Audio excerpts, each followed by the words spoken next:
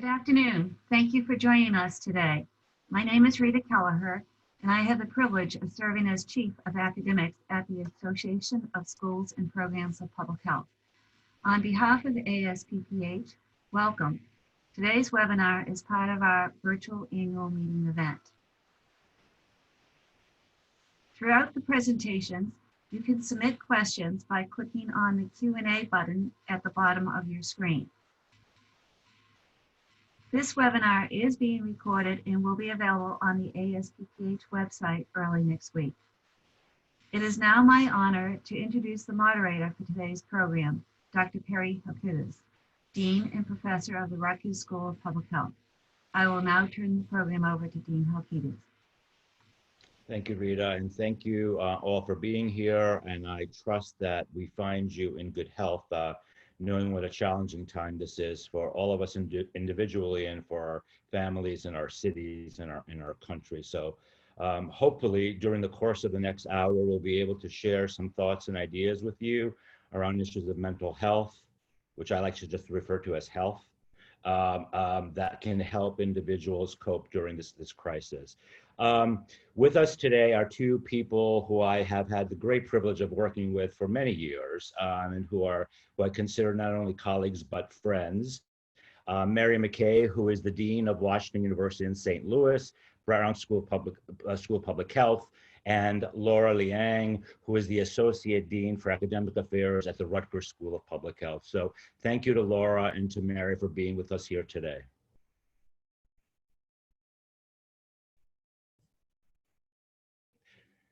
So we are going to talk today a little bit or a lot about how the COVID has created great stress in our lives. People are feeling overwhelmed, sad, anxious, or experiencing other symptoms. And the purpose of this webinar is to think about how public health can address these mental health issues during the COVID-19 response and in the long term, recognizing that there are the immediate needs of people, and then there are both the short and long-term needs of people with this epidemic. For those of us who lived through 9/11, like living in New York City, like I know Mary and I did, we know how that for a very long time, there were emotional repercussions, and there still continue to be emotional repercussions that we're dealing with from that tragedy. I'm imagining that very similar things will happen here. I'm gonna start us today by just pointing to framing the conversation around three matters around mental health. And then I'm going to turn it over to Mary, who's going to share about her experiences. And then we're going to turn it over to Laura, who's going to talk about mental health first aid. So let me just sort of frame this for us. Next slide, please.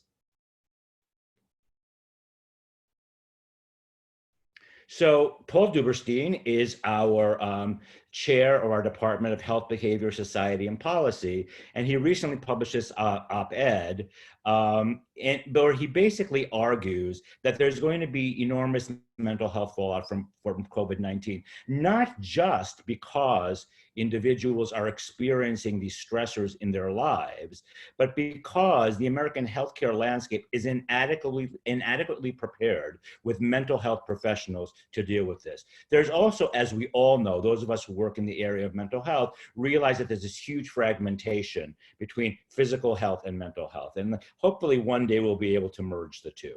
Next slide, please. And the way I have come to understand COVID-19 around my own work, and I have been doing research in HIV for some 25 plus years, is to think about it from a perspective of a syndemic. And I've been using this conceptual model, which basically argues that that health problems happen in relation to each other. So with regard to my work in HIV, you could substitute HIV with every other disease, be it cancer or diabetes or hypertension, that these health problems tend to happen in conjunction with each other. They are what we refer to in the literature as comorbidities. But in addition to that, what a syndemic model basically argues is that these health conditions exponentially, right, synergistically fuel each other. So where you see mental health problems, you can see HIV, you see addiction. And so COVID-19 is just another health condition in our paper here in the lives of HIV positive people that synergize with these other health conditions. And that's one part of the model. But I think the other part of the model, which is the most important part for me and how I understand my own work in public health and speaks to the issues we're going to talk about today, is that when we think about health issues in populations, that individuals do not just suddenly wake up in their lives and have a health problem, that life circumstances get them to that place, and that psychosocial conditions, whether they be violence or whether they be incarceration or whether they be racism or whether they be homophobia, or all of those other psychosocial burdens that we experience in our lives, create the health disparities. You know, when the data first was coming out about COVID affecting the African American population at much higher rates, I said, why are we surprised at this? Why are we surprised? Black folk in our country are experiencing discrimination because of race, often economic status, in their geography where they're living. And so those psychosocial conditions are what create these health disparities. And COVID-19 is just another health disparity that's propagated by these structural inequalities which fuel these psychosocial conditions. Next slide, please.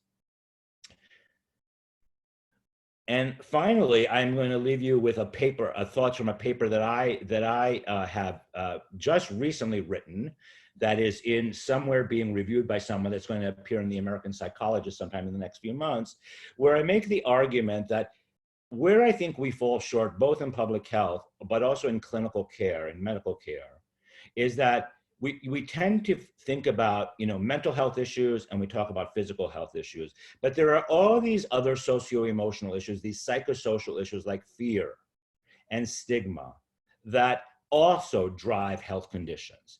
And neither public health, in my opinion, nor clinical care, medical care, is adequately addressing those things. And I point to the experience of my own parents who died, you know, way too young, not because they weren't smart people or because they didn't have good doctors, but because their fears and their medical mistrust riddled them. And that prevented them from seeking the care that they needed. So I'm going to push us, hopefully, in the field of public health, and to expand our notion of what we mean by social behavioral determinants and what we mean by mental health, to actually also address these psychosocial conditions, which I think are just as powerful in fueling the health disparities that we see. So on that note, I'm going to turn it over to my dear friend for many years, Mary McKay. Dr. McKay, it's all yours. Thank you. Thank you so much, Perry. And your work, you and I worked together in HIV for so many years. And so that work is so applicable to how we think about the current crisis. So I am going to start to frame my remarks around how we help our faculty and each other as instructors and faculty really create the classroom as an opportunity to cultivate emotional wellness, resilience, and start to address some of the mental health consequences of the current crisis.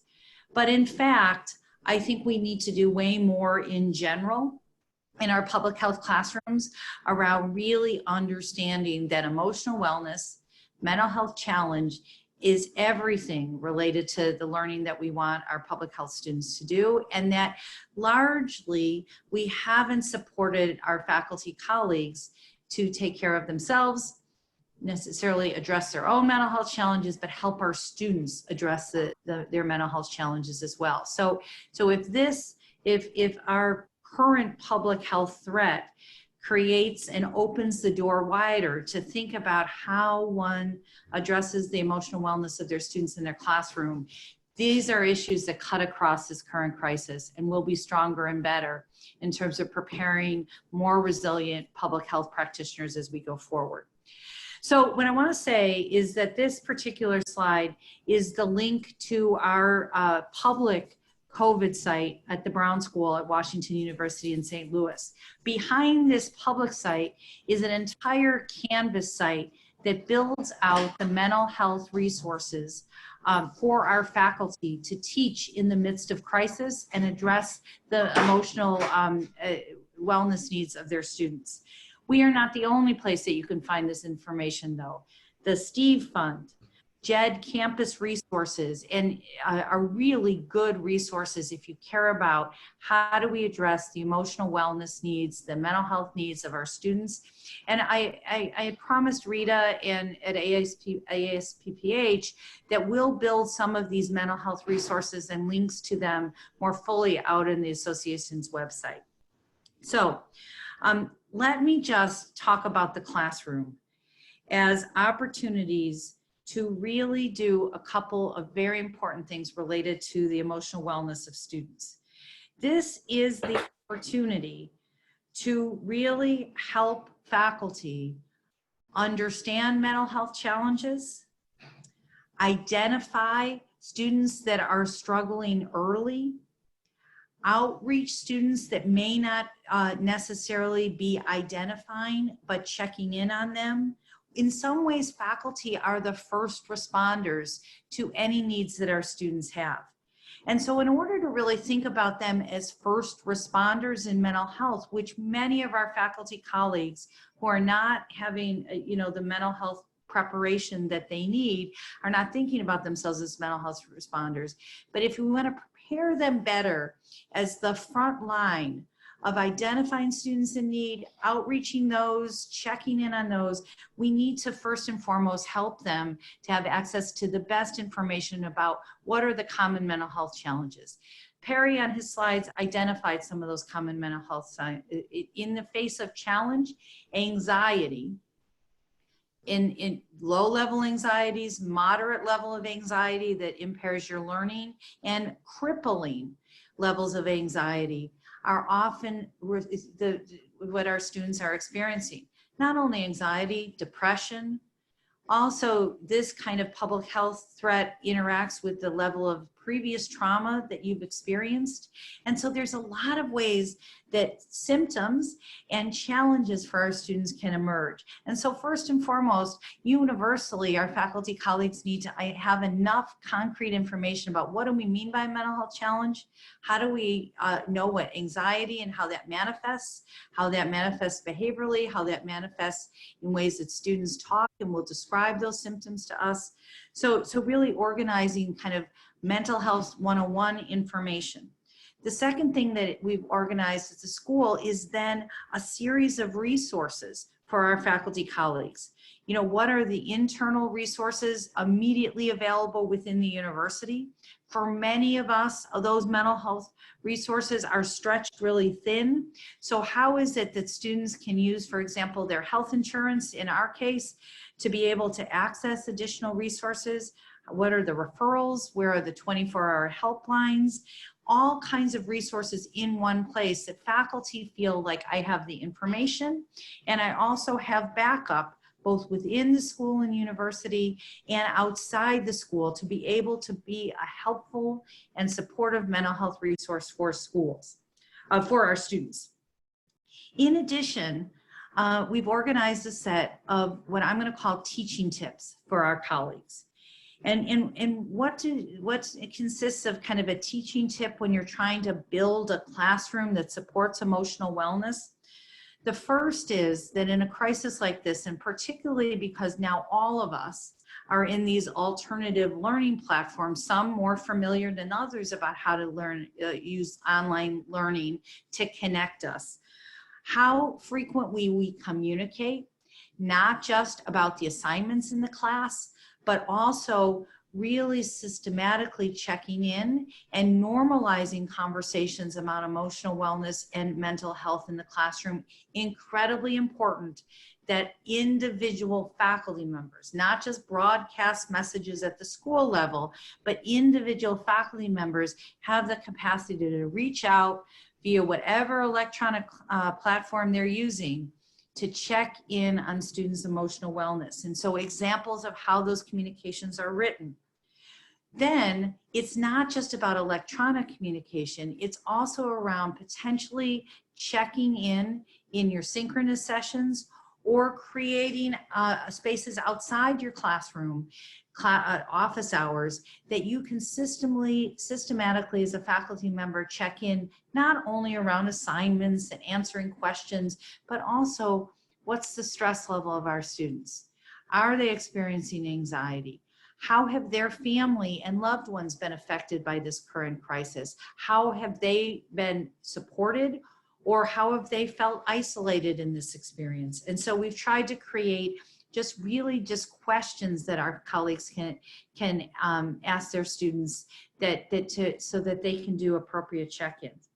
Not all of our students will respond to those check-in opportunities. So we've also on our Canvas site put a set of things about how one can spot students that are disengaging, that perhaps are not showing up, or perhaps are not as engaged in our classroom material as they were before we went offline.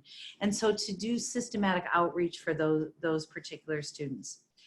We're really trying hard to connect our faculty to our student support services. So we've tried to lower any barriers that existed within our school so that student support services can really partner effectively with our faculty.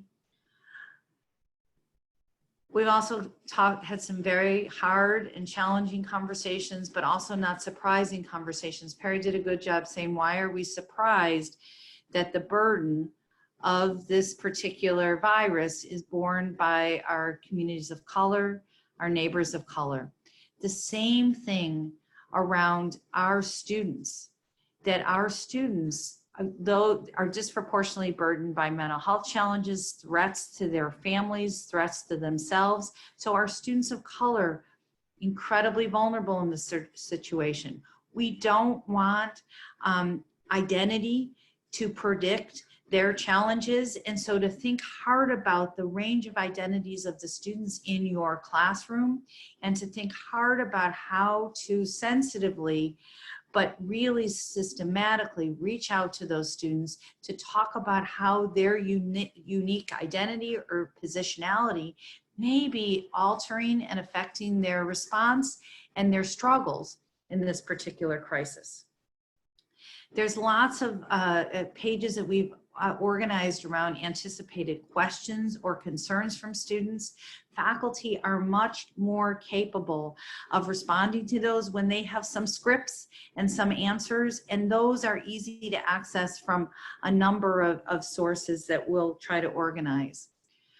I've focused most of my comments on the needs of students and what we as faculty members can do to help the classrooms be supportive places for our students. What's really also important to recognize is we as faculty members have our own serious threats to our own emotional wellness and needs. And so how you organize the resources and a culture of support in a time of high stress for our faculty so that they feel connected to meet the needs of our students, that's incredibly important as well. Last thing I want to say, and then I'll kind of turn it back to our other presenters, has to do with, in a time of stress and challenge, the importance of not only self-care that I've mentioned in these remarks, but also how one creates more flex, more accommodation as a faculty member, as an instructor, incredibly important. If you begin at the assumption that this is one of the most serious public health threats that many of our students will have experienced firsthand, by that assumption leads you to their learning, their ability to be resilient, their ability to make the adjustments and continue to excel academically. That's all compromised. And if you understand faculty behavior from this assumption as well, you'll understand that we are also undergoing the same crisis, and our ability to teach is compromised.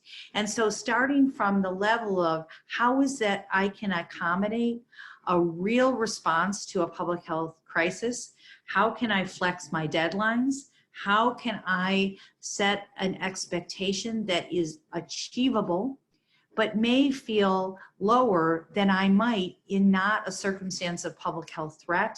How do I broaden a set of expectations so that students can be successful and continue in our public health programs to secure our biggest commitment that we make to our students, that they finish a degree program. These are not ordinary times. So we've really tried to encourage our colleagues, and I've also taught this semester, to readjust their assignments, their timelines, their expectations. That looks like a teaching intervention, but it's also a mental health focused intervention. Finally, I'll say just a couple things that will lead into Laura's presentation. Thankfully, last year, before any of us had an awareness that we were going to be living through this pandemic, we armed our faculty colleagues with an online mental health course called Cognito, as well as in a faculty retreat. We had our faculty colleagues universally trained in mental health first aid. Laura's going to talk about that as an intervention. It is not too late to be able to support our colleagues now with both of those interventions. And I have to say that I'm so pleased that we did that, because it has helped land some of this conversation about mental health with our colleagues in a much more shared space, in a much more committed space around the mental health and emotional wellness of our students. So I'll stop there. And you're right, Perry and I have known each other for a long time. So if he wants me to talk about anything else, he'll tell me that. I do have to apologize. I will have to drop off the meeting to go on to another meeting, but I've promised that to work with Rita and others at ASPPH to really get the mental health resources connected. And you'll hear some wonderful resources in Laura's presentation as well.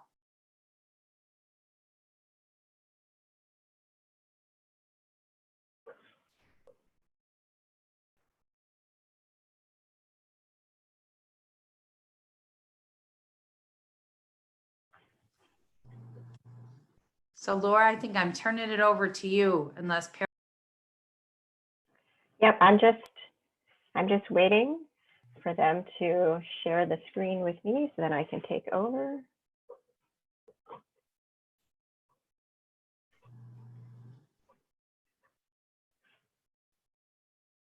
Great. Okay, so I should have control now. So I'm really excited to be able to bring to you more information about mental health first aid. And what I wanted to do was first do this poll. I wanted to see how many of you are certified in mental health first aid. So we're going to push out a poll for you. Just give it just a second. You can go ahead and complete this poll. That would be great.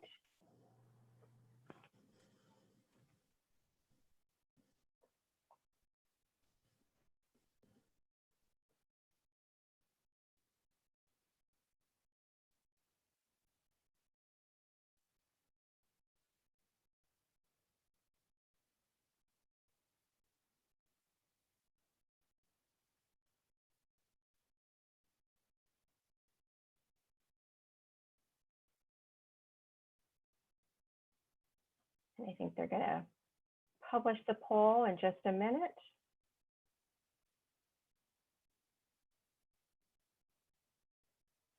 Great, excellent, thank you. So we've got almost 50% who have never heard of mental health first aid, so this will be an excellent overview for you.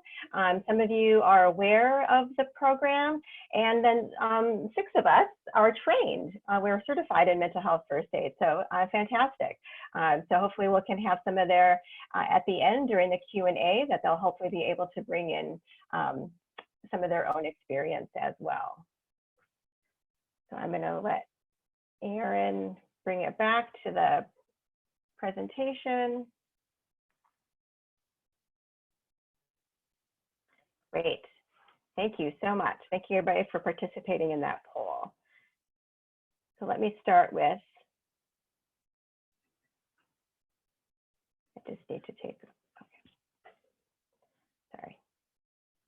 Again, mental health is really important. Everybody, Dean Halkitis, Dean McKay just talked about what's sort of the overall big picture. Dean Halkitis also mentioned this op-ed. I also wanted to bring it to light because it is really kind of showing how we do really need to start thinking about this particular issue.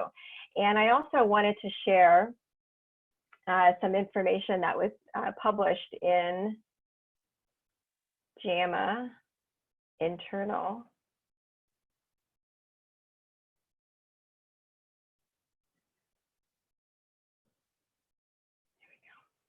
JAMA Internal Medicine on the mental health consequences and how we need to, we can start preparing. We can start proactively preparing to really plan and develop ways to intervene, starting putting some mechanisms into place and then bolstering our system. And so I think one of the things that we can do to help to proactively prepare is really helping people understand and identify, understand, and respond. And so how do we do that? How do we help people be able to identify, understand, and respond to mental health issues and concerns? And one of those ways is this mental health first aid program.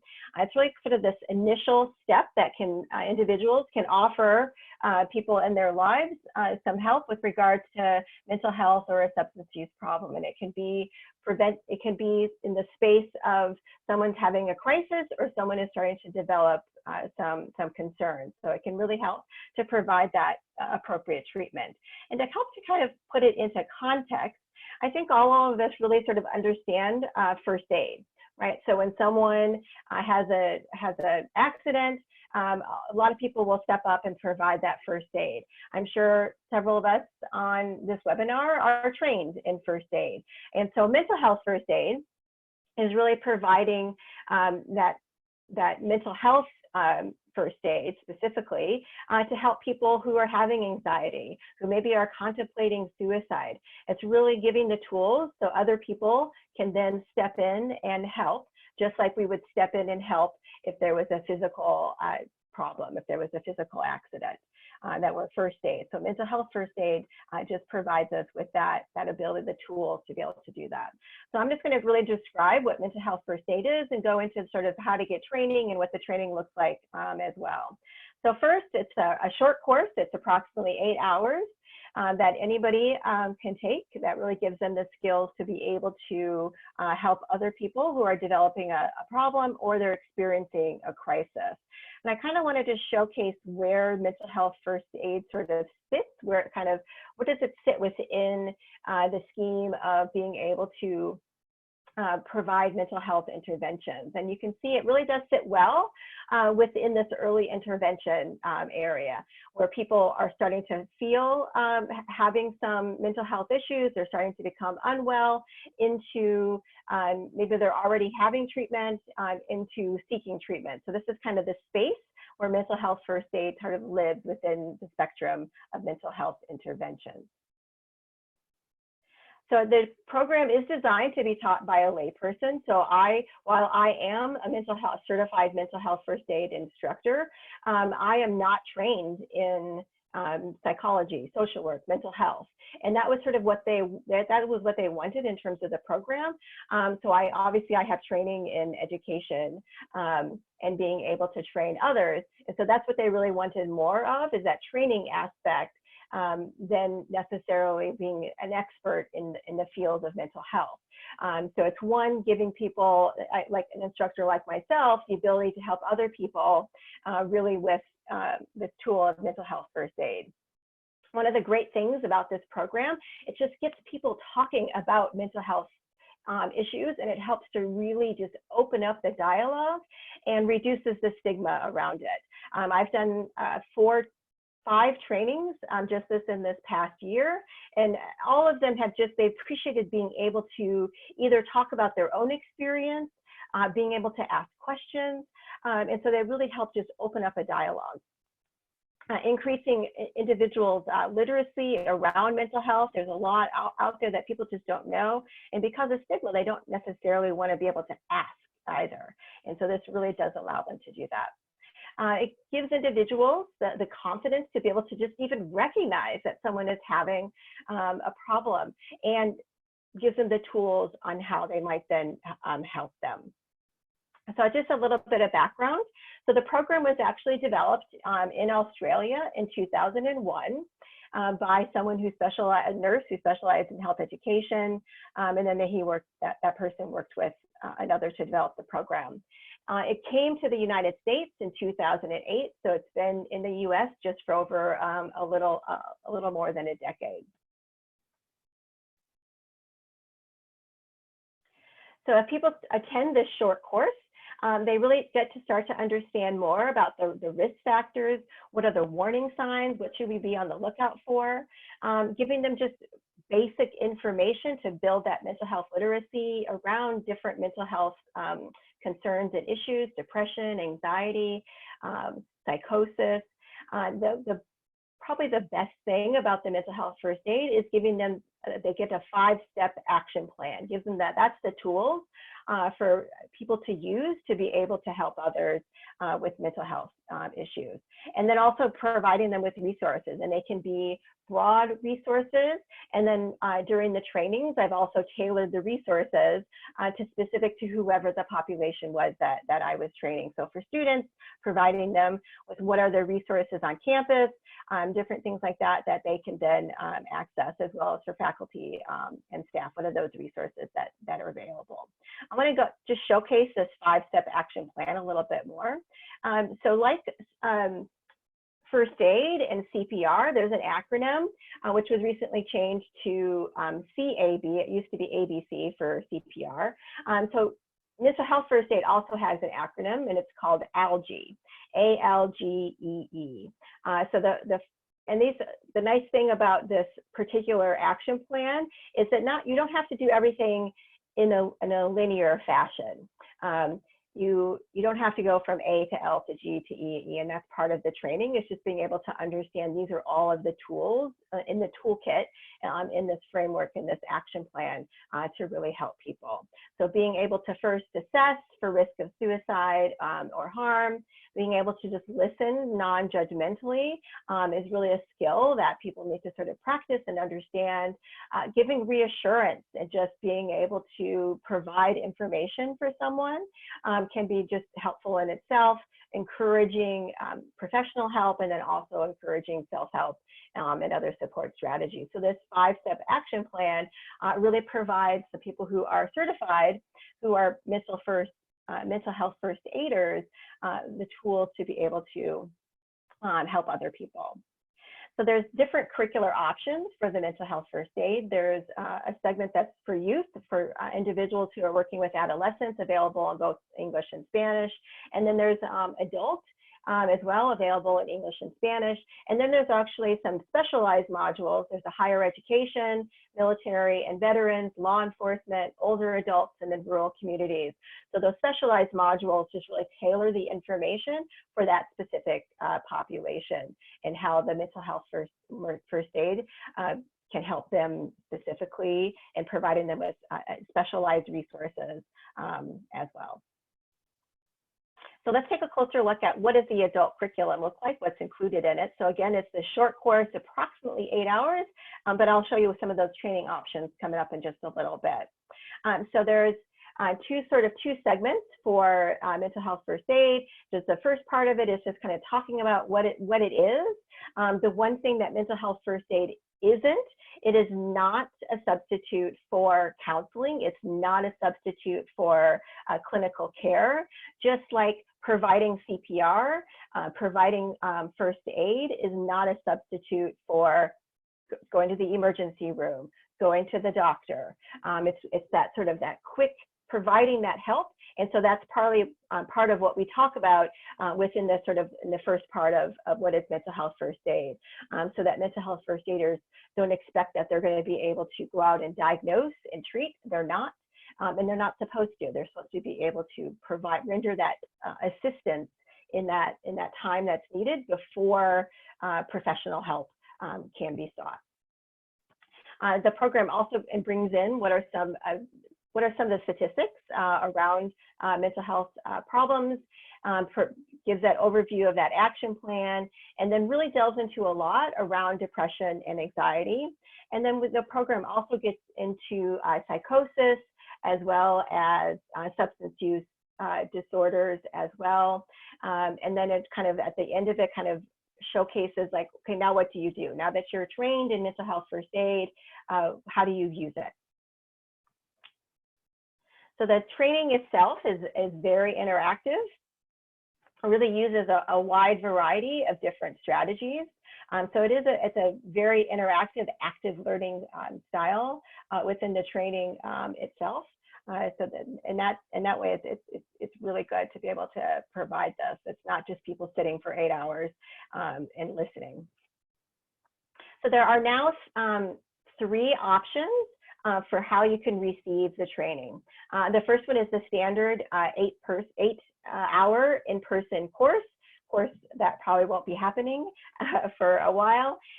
They've also just recently developed a hybrid approach, which it's a 2-hour self-paced and then a 4-hour in-person. And what they're rolling out very soon is a virtual training, which I think is really exciting, because then that will really help during this pandemic. So that will include the 2-hour self-paced course, and then a 4-hour online synchronous. So probably familiar with what most of us are teaching, or what most of our schools are doing right now with the synchronous remote teaching. So that will be coming soon. I just attended a trainer instructor webinar to roll that out. So we should be getting that soon. So instructors should be able to provide a virtual training within the next few weeks. So that self-paced module really provides sort of the introductory kind of information, providing just sort of what is mental health, the common disorders, and some of the sort of common signs and symptoms. So it's really kind of trying to build that sort of that foundation, and then they move into the 4-hour in-person to delve into more of how to use ALGE, how to use that 5-step action plan. Because the mental health first aid program has been around, they've really been able to do a lot of research on it. When I do this training with students, I like to talk about how this program is an evidence-based program. And I also talk about implementation fidelity. And so it really, now I can kind of use it as a teachable moment to show some of the things that I teach in my social behavior health class, how it actually comes out in practice. And so it is, the research behind the program is pretty robust. It has shown that it does really provide people with the ability to act and to provide them with the ability to help others. If you wanted more information about some of the studies and the academic reviews, I've listed some different web addresses where you can get some more of the research behind it. As I mentioned, the mental health first aid first came to the United States in 2008. Since then, there have been 18,000 instructors that have been trained to be able to provide this mental health first aid program, and over 2 million first aiders are now certified in the US. So 6 of them are on this call, on this webinar today. And so you can kind of see what states have more trainers or more mental health first aiders in their state. But who does this all represent? So there are a lot of what that's being trained or sort of general community. You'll see that there's some higher education, some social services as well, just to kind of just give you an idea, sort of the breakdown of who has been trained across the US, who is the mental health first aid being able to reach. So I'm going to just provide a couple of quotes here that we know that mental health first aid works. These are provided by the program, but I've actually seen it work firsthand. We did a training with our Office of Student Affairs and providing them with the skills, and I saw several of them actually use the 5-step action plan, the ALGE, during our orientation last fall. So similar to Dr. McKay, we did some training in the fall and prior to the fall start. And I've seen our staff, I've seen our faculty actually use the information. I've seen them talk about mental health problems more. I've seen them more willing to address it and not shy away from it as well. So as I mentioned, at Rutgers, there was actually this, we're doing it across the university. So I was able to sit in on and be trained last summer through a university-wide effort. So I was trained last summer to be a mental health first aid instructor. And then at the School of Public Health, we've done 3 trainings, and then I done some community trainings as well. So like I mentioned, we did one for our student affairs staff as well as student leaders. We did one for our faculty and staff, and we've also done a couple for our students and alumni as well. And we had some more training scheduled this spring that unfortunately had to be canceled due to the pandemic because we couldn't hold them in person. But now that the virtual training option is becoming available, we will roll those out once I'm able to train on those. The program, unfortunately, is not free. There is a cost to it, but I think it is, the cost is worth it to be able to provide individuals with the skills to be able to address mental health problems. So the manuals, the main expense is the manuals or that self-paced training course. So the manuals are $20. So if you're training 20 people, those 20 people have to be able to receive a manual. So that's $20 per person. And then if we're going to do the self-paced, then it's $29 to be able for them to access that online course. In order to become an instructor for mental health first aid, the cost is about $2,000 per instructor. And so depending on if you're university or if you just wanted to get trained yourself to be able to provide that, you can become trained.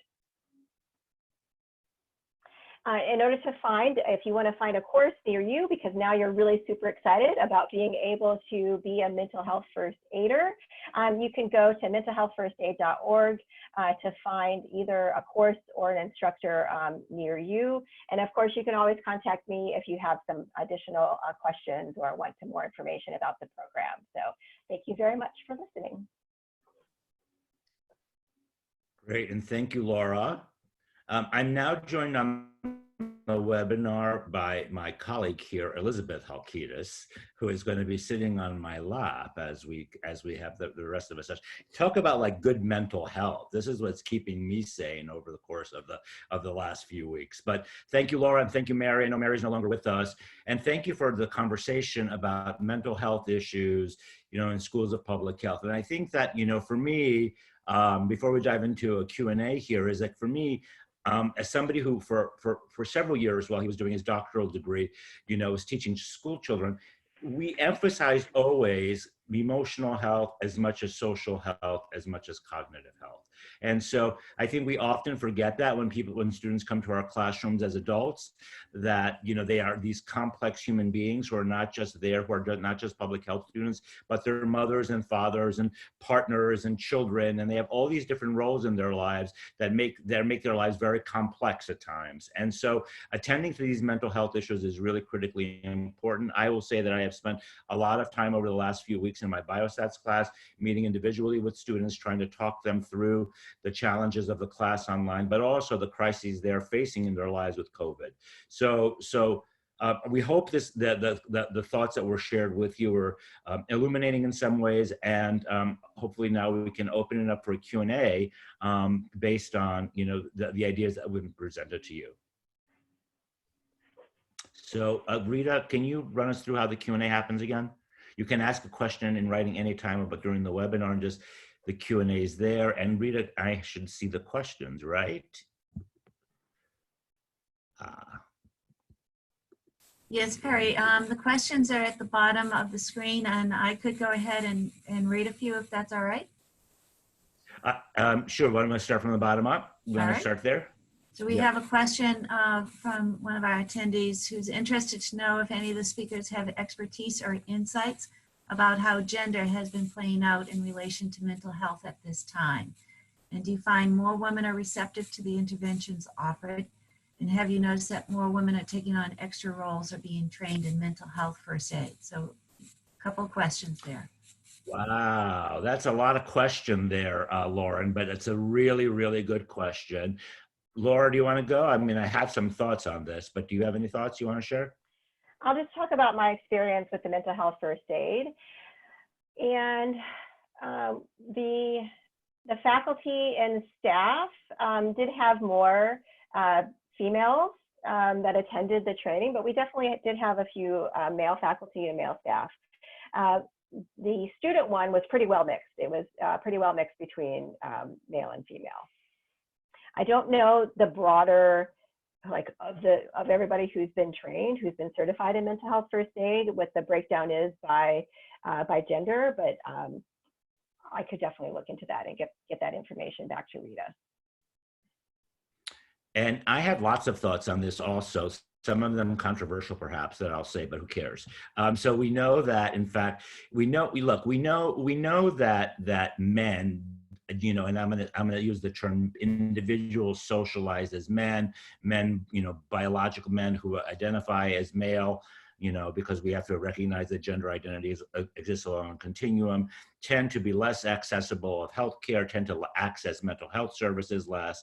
You know, it's not surprising to me that we tend to see men experiencing worse health disparities in this worse health outcomes in this epidemic, because men generally tend to care for their health less than women, because they have a more complicated relationship to healthcare that has to deal with issues of hypermasculinity and what have you, that we can, that's a whole other seminar. But I will say, I do like your last question. Have you noticed more women are taking on extra roles or being trained in mental health first aid? You know, I mean, as a person who's been a dean who's very, and Laura will attest to this, who keeps his eye on this all the time, right? It's very easy to see very often that women are the ones who rush up to try to volunteer for things. And I push back often to protect my female deans and faculty members from having to do all the work and trying to spread it out across everybody. But yeah, I think there's this natural socialization that goes on, which is problematic. And it's the responsibility of leaders, you know, in schools to prevent this from happening. I think it happens in classrooms too, quite frankly, you know, so yes, gender roles play out, and we should be keenly aware of them as we're addressing mental health issues in the classroom.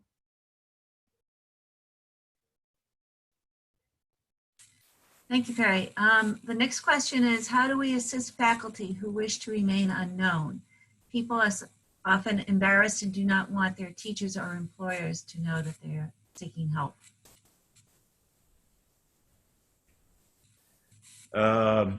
So my first response to that is about structural change and about the need to destigmatize mental health illness, right? So there's, you know, people, you know, there's a lot of diseases in our country like HIV and others that are stigmatized, and they carry with them, for some people, some shame and some burden.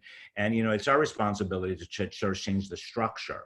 But, you know, in the absence of be able to create a revolution around those things, how do you assist faculty who remain unknown? I think it's like you as a leader have a responsibility of keeping people's well-being, their experiences in confidence. And if they ask you not to share them, then you don't share it with anybody else. But you protect them without having to disclose, you know, what they're experiencing. I think I'm understanding the question. I'm just my question to Andrea would be are you saying people who are not even willing to come forward because of the fear of shame? And at that point, I would say to you, creating a system where there's some, you know, some confidentiality and creating circumstances by which individuals can share their experiences without, you know, in quiet times at the school or in times when there is not a lot of traffic, might be an effective way to actually start to get people to be able to come and speak to you when they don't want to be recognized or seen. But other than that, I don't know if I have another answer. Laura, any thoughts? No, I agree with you with the structural changes, definitely being able to decrease the stigma. I think that's one thing I have found with the mental health first aid training, is it just allows people to talk about it and talk about their own experiences in sort of this safe space. And that really does give them confidence that they're not going to be shamed, that these are problems that many people have, and we should talk about them. Right. I mean, you know, I think part of it is language, right? I think language is really powerful. And so, you know, I did a session a few weeks ago about research, and it was about community engaged participatory research or community engaged research. And I was like, why don't we just call it research? Like, it's research, right? Why do we have to like put this label in front of it? I feel the sort of same thing about mental health, which is like, it's health, right? It may not be you have a broken bone, but you may have like some faulty dopamine receptors in your brain that are making you feel depressed, right? So we have to normalize the language and make it be part of a whole health thing. Otherwise, we continue to have a separation between, you know, what is perceived to be real health issues being physical and mental health issues, which are somehow imagined, because that is certainly perpetuated and certainly a reality for lots of our students who come from cultures where mental health issues are just not discussed. And I come from a Greek family where they were never really discussed. So I know firsthand the burden of that. All right, thank you. Our next question is, what do we know about the consequences of events such as 9/11, the AIDS crisis, and natural disasters that could apply to the current pandemic? In terms, I think. Oh, God. Laura, you want to go first, or would you like me to go? No, you go ahead. Wow. That's a lot of things. That's a lot of answer there. So the first thing I would say to you is that there are certainly a group of people, certainly of my generation, you know, who came of age during the time when AIDS was really hitting us. And I don't care if you were a gay man or a straight woman or what have you, we all came of age during this particular time. And there's a literature, and some of the literature that we've contributed to at our research center, that there's this underlying trauma that exists there. I'm not going to call it PTSD, but an underlying trauma, an underlying pulse that gets heightened and it gets triggered when things like COVID-19 emerge.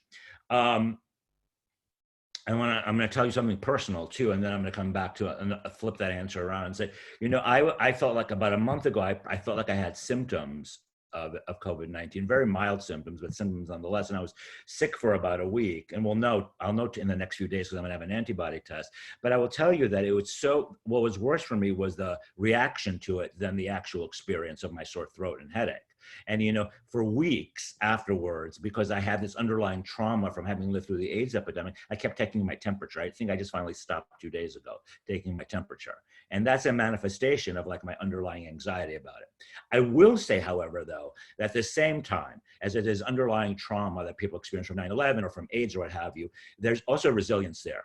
And I think that too often we focus on what's negative instead of what's positive. So you have a whole generation of people who lived through AIDS. You have a generation of people who lived through 9/11 who came out of that even with more tools. And so building on people's strengths and their resilience and their grit is also something that I think we need to be doing much more effectively in public health, and focusing on strength-based models rather than deficit-based models may be an approach that will help us moving forward.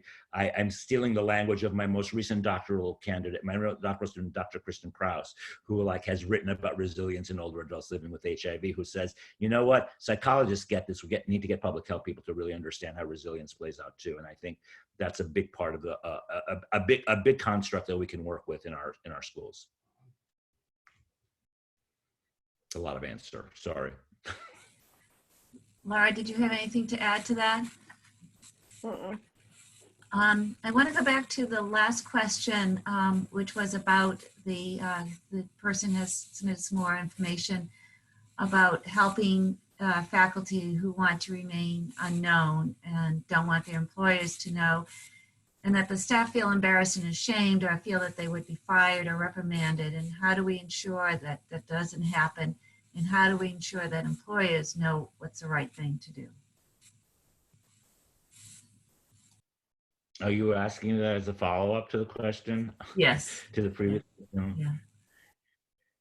Yeah, I mean, how do we ensure that? I mean, I think that, it's illegal to discriminate against mental health issues, right? So there's laws on our side here, and I think speaking the way that I lead and the way that I try to lead is, by example and by sharing my own personal experiences. And I think that, when you do that and you create a vulnerability for your staff and your colleagues, it tends to create a more open and trusting environment. And I think creating that kind of culture creates a safe place for people to be able to express their feelings and ideas. But I don't know if I have anything more than that to answer that question. Thank you. And we have time for one more question. And this was Dean McKay spoke about online education as conducive to harassment, physical distancing, and associated social isolation that impacts the number of people experiencing behavioral health problems. And what steps can faculty take to ensure that students are not experiencing these issues when they're at a distance? I'll turn it on to Laura if she has any thoughts. Well, I think that I think probably Dean McKay would answer this much better than I would. But I would say that it's just, you know, I've been teaching this semester as well. We moved to remote just like everybody else, and it's just engaging the students and asking them how are they doing, providing those resources for them to be able to seek on their own, making it. Providing those resources in an easy manner and making it so that it's okay to access them, that it's just it should be, you know, normal to be able to access these resources. So I know that I've always checked in with my students to make sure, just checking how they're doing. A couple of them seemed like they were having some additional issues I was a little bit concerned about. So then I reached out to them more on an individual basis. I pulled in our student support services person as well to make sure that those students were then able to get the resources that they needed. But I think first and foremost is just like what Dean McKay said, it's just engaging students and asking them, how are they doing? I would say, I would just add exactly to what Laura's saying here, and I think Mary would say this too, be a human being first. Right? Like, let's make that our primary role. A human being that's dealing with other human beings, right? You know, I have purposely, it's really interesting to me because then I'm sort of processing this in retrospect. This whole semester, when I would, like the last few weeks when I've been teaching my biostats class online, I've been purposely wearing like a t-shirt and a baseball cap, right? As compared to the suit that I usually wear in class. Right? Because I think that it takes a guard down. It makes me more accessible, right? In the classroom, I'm totally accessible. I'm right there physically. By dressing myself down, right, I make myself accessible even remotely. So being a human being first, recognizing that, you know, when students are, you know perfectly well, you all know perfectly well when students are crying out. You see their performance suffering, you see they're acting out behaviorally. You know, I think it's our responsibilities to ensure that we reach out to those students, even if they're not reaching out to us, to make sure that they're okay. And that's part of being a good teacher.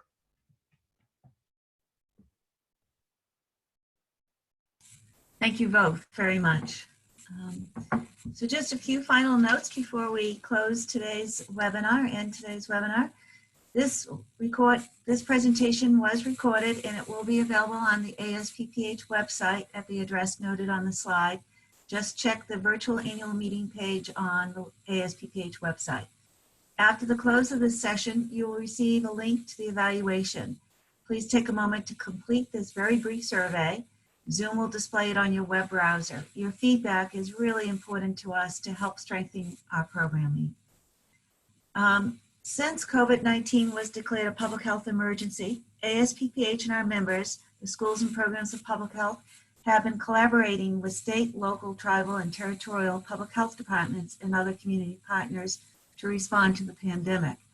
For information on those activities and resources related to COVID, please visit the ASPPH website. Next week, we will be continuing the virtual annual meeting sessions. Topics for next week are listed here. Finally, I want to thank all of our panelists for sharing their expertise and all of you for your attention and thoughtful questions.